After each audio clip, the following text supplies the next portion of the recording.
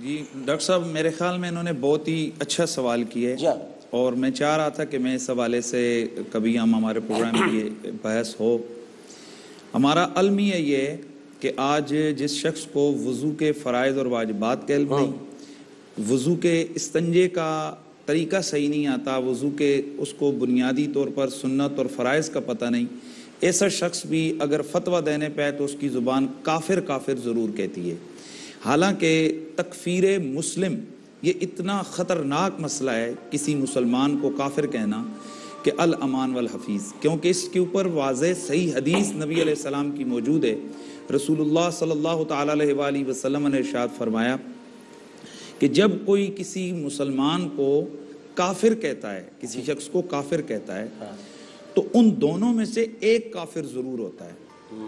اگر کہنے والے نے صحیح کہا، واقعی دوسرے میں وجہ کفر پائی گئی تو وہ کافر ہے، اور اگر اس میں وہ کفر کی صورت نہیں ہے تو پھر یہ کہنے والا کافر ہے.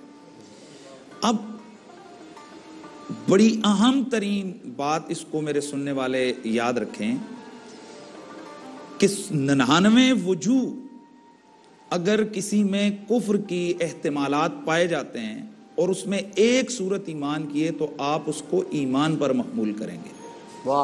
جب تک کسی کے اندر وضاحتاً اور صراحتاً اللہ کے دین کا یا ضروریات دین کا، توحید و سنت کا، یعنی اللہ اور اس کے رسول کا انکار صراحتاً نہ پایا جائے اور اس کو کوئی ایسا کلام ہو جو قابل تعویل نہ ہو، تو اس کے بعد وہ بھی عام آدمی کسی کو کافر نہیں کہہ سکتا.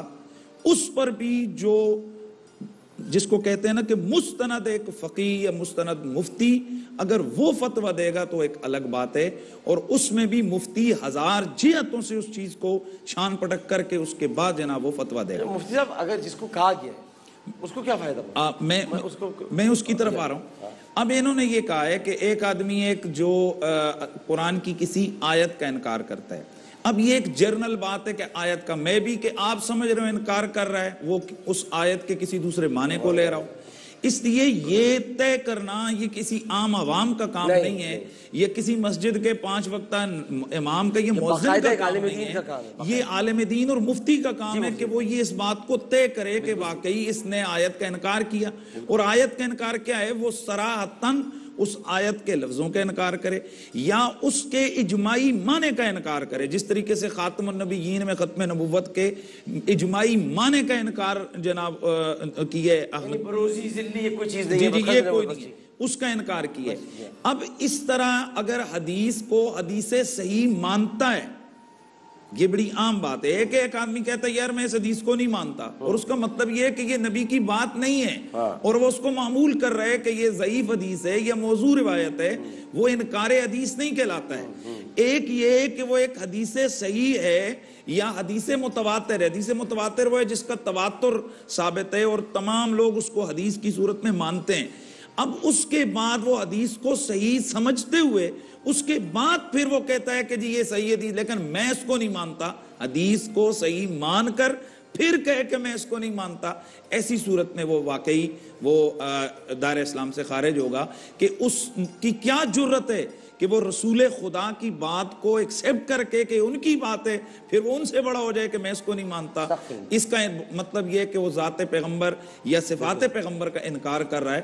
تو اس حوالے سے میں آج تمام سننے والوں سے کہوں گا، بالکل جو بھی سن رہے ہیں، کبھی بھی کسی شخص کے حوالے سے یہ جو لفظ پر کافر کافر کافر کافر کافر کے یہ لفظ جو رٹا ہوتا ہے یہ مت لے کر آئیں، الا یہ کہ وہ تکفیر کے جو ہے نا وہ ایسے لوگ کہ جن کا کفر محقق ہو چکا، جن کے کفر پر اجماع ہو چکا، جن کا کفر متحقق ہو کر بیان ہو چکا، ان کو پھر کافر ماننا آپ کے لیے لازم ہے.